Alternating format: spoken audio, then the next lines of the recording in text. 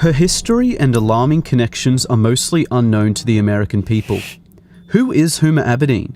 What do we know about Hillary Clinton's #1 aide and sidekick for 20 years? Hillary spoke at Huma's wedding saying, "If I had a second daughter, it would be Huma." This presidential election decides who gets to run the most powerful country on earth, so it is obviously very important to understand the facts about Huma Abedin, as she may very soon become Chief of Staff in the White House. I'll be simplifying an intricate web of people, organizations, and events that unraveled over many years. All of this information and more is available online for anyone who has access to Google. Anyway, here is an unbelievable story of infiltration, unfolding before our eyes, and the most important aspect of this election that you definitely won't see on CNN. There are 4 main players in this: Hillary Clinton, Huma Abedin, Abdullah Omar Nassif, and Saudi Arabia. Huma was born in the USA. Then when she was 2 years old, her family moved to Saudi Arabia. They lived in Saudi Arabia for 16 years. Huma returned to the USA when she was 18 to study at George Washington University. Only after 2 years in the country, she became an intern for Hillary Clinton, and soon after started working full-time.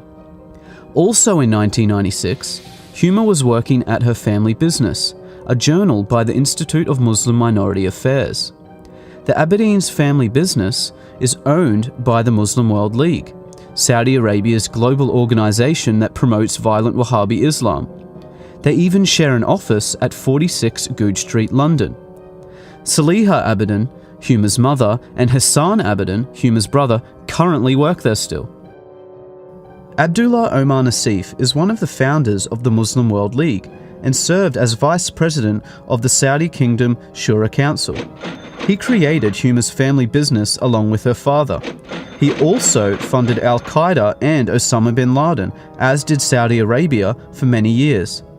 His organization was declared guilty of funding Al-Qaeda terrorism by the USA State Department. During the Holy Land Foundation trial in 2001, the FBI discovered that the Muslim Brotherhood gave over $12 million to Hamas, the terrorist organization. They also found the secret 18-page plan for the Muslim Brotherhood, which explains that their work in America is a kind of grand jihad in eliminating and destroying Western civilization from within. This document is available online in full. One of the many listed organizations within the Muslim Brotherhood was the Muslim Students Association, which Huma was an executive board member on for 3 years. Only 2 years after Huma left, Anwar al-Awlaki, the Al-Qaeda member and preacher to 9/11 hijackers, became chaplain of the same Muslim Students Association that Huma was a part of. To make things worse, Huma's mother, Saliha Abedin, is a leading member of the Muslim Sisterhood, the women's division of the Muslim Brotherhood. All of these organizations share the same goal and tell us repeatedly in plain English. They want to destroy Western civilization and replace our laws with oppressive Sharia law like you see in Saudi Arabia. On 9/11, Abdullah Omar Nassif, Saudi Arabia, and Al-Qaeda tried to do just that. Where was Huma that day? The top funders of the 9/11 attacks created Huma's family business. Huma was officially working for the terrorists and Hillary Clinton the day those towers fell. Huma Abedin has never come forward with any information about her Saudi co-workers. Absolutely none of Huma's connections were mentioned by her during the investigations into 9/11.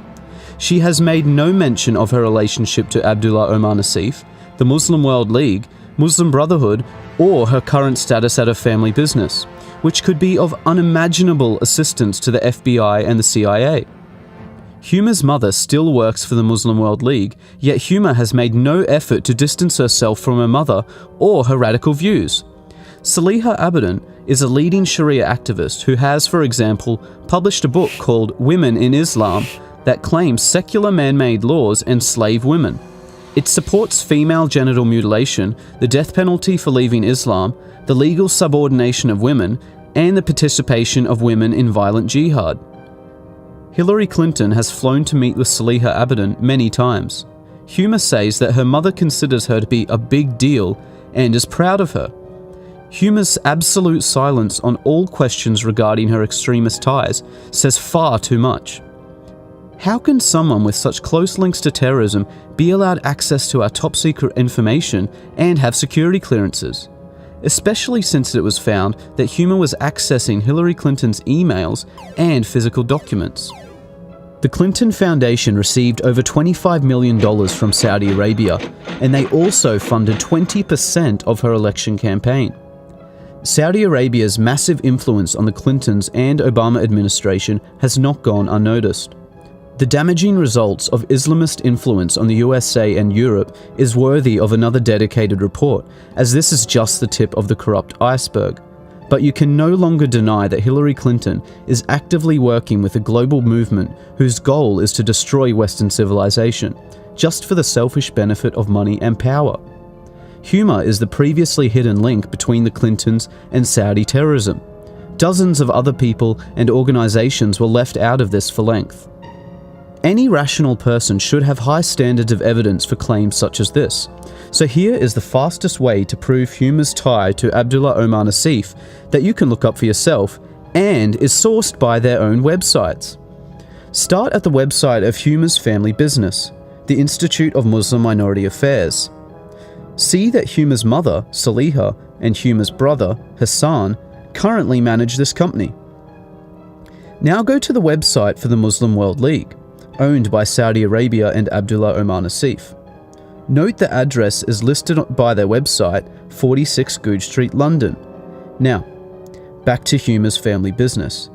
If you scroll down, you see that same address, 46 Goodge Street, London. Clearly anyone can prove in seconds that Huma's family business is owned by Saudi Arabian terrorists. Their own websites make no secret of this fact. There are no more excuses for Huma's silence. She has had years of opportunities to distance herself from terrorists and radical views, but would rather simply hide. The American people demand an explanation from Huma Abedin and Hillary Clinton before the election. One simple, straightforward question needs to be answered. Did Abdullah Omar Nassif create your family business? And were you working with him in any capacity on September the 11th, 2001? Yes or no? This year marks the 15th anniversary of the day Al-Qaeda murdered 3,000 innocent citizens. Let's not forget about it so quickly. Huma's security clearances should be revoked until she or Hillary directly address this national security threat. Unfortunately, in the meantime, because of the overwhelming silence and lies, it appears to be true that a vote for Hillary Clinton will be a vote for Huma Abedin, the Muslim Brotherhood, Saudi Arabia, Al-Qaeda, and a wish for the complete destruction of the United States of America.